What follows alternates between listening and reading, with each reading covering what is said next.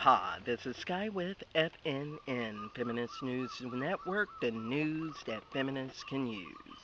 Today, I would like to talk about what's important to the feminist community, which is people like Elizabeth Holmes and Ramesh Sunny Balawani.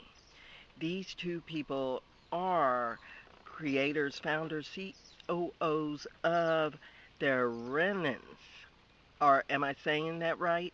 Theranos, Theranos, which is a company that does blood testing and lives off of the claim that they can test any blood, any way, anyhow, when really they're using other people's technology, faulty systems, and bad reporting. And why? Because they're running a fraud just as big as Madoff. 700 million they have defrauded people and lying about their technology, saying that they were dealing with Walmart and Walgreens in a way in which they're too embarrassed to even mention that they dealt with them. And the SEC has finally caught her. They want to fine her only 500 million and take away 18.9 million of her stock. So, in other words, they're leaving her stock and they're not convicting her to jail. Why? Because she's blonde and stupid looking like this? Really? Well, Bloomberg Reports is saying that this is wrong.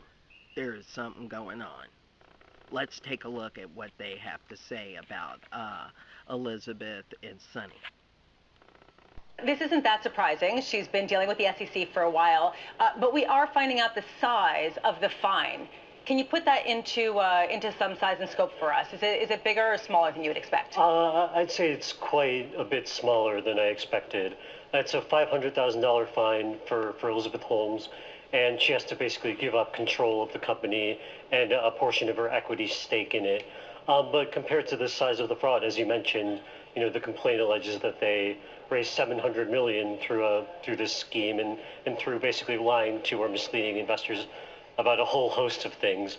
It does seem pretty small, especially when you consider that we just saw Martin Shkreli, another adjacent in a way fraudster, get convicted to 7 years in prison for a loss that amounted to $10 million. Yeah, that's a good point. Now, in terms of the SEC complaint, let's dig into that a little bit. Did we learn anything new? Because we knew that for a while that the company was obviously in trouble, it was basically bankrupt, and it had lots of problems. But what was new in this complaint? So it basically did recap a lot of things that we'd already learned through previous reporting, mostly from John Carew at the Wall Street Journal. But the sort of complete picture of everything that they lied to or misled investors about, which included what their technology was capable of, what they were actually using their proprietary technology for, how much they were using other people's machines, basically, to run tests that they said that they were running. Blood tests, to be clear. Blood tests, and basically her whole thing was, we could test your blood in a faster, cheaper manner. Yeah. But it turned out they could not. Yeah. Right, okay. They couldn't test very much of your blood for much of anything unless they used someone else's technology. They also lied about the relationship with Walgreens and with Safeway, with the Department of Defense, and then massively inflated their revenue potential. I think the figure in the government complaint, which I hadn't seen before, was that at one point they said they could generate $100 million in revenue in 2014. The actual amount turned out to be $100,000. So, whoops. A little bit of a $99 million miss there. Now, just like he said, this is not the thing that the SEC should be doing. What they should be doing is convicting.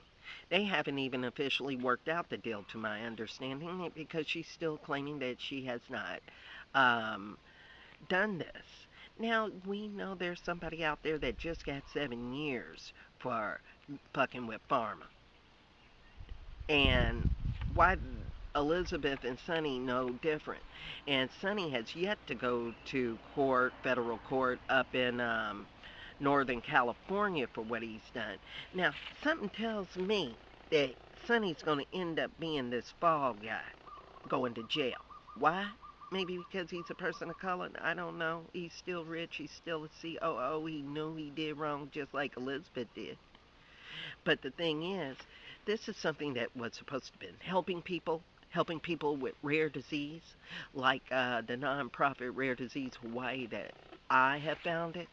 And I just came back from RDLA's Lobby Week in Rare Disease up in Washington, D.C.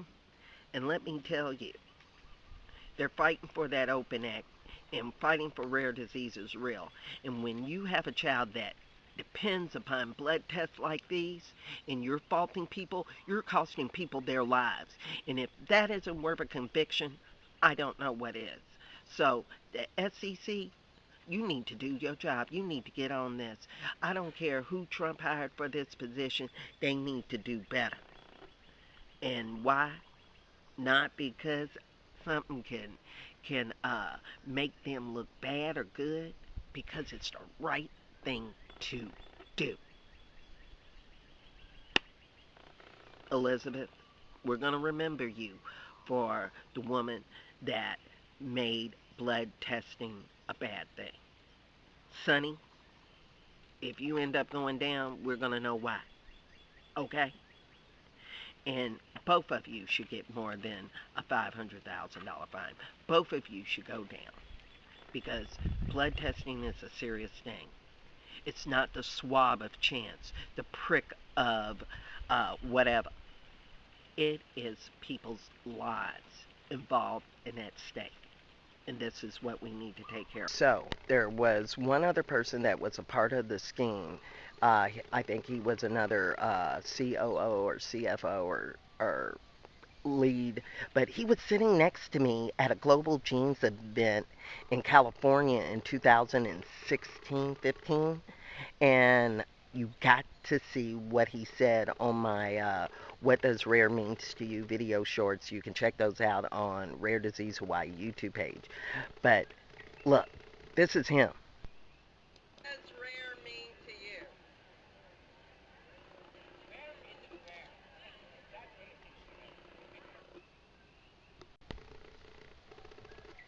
Yeah, that is him, right? Right? How dare he say what it means when he knows what he's done? Man. With that said, this is Skye with FNN, Feminist News Network, the news that's right for feminists like you. And I'm not monetized, I'm not big, I just started. So, what we would like is if you care enough to keep this going, to make it better, ride this new wave with me, be YouTube's new little secret when it comes to content and news that you want with your point of view, and let this go on. Contact me at feministnewsn@gmail.com, and I can send you a PayPal link and make this happen. All right.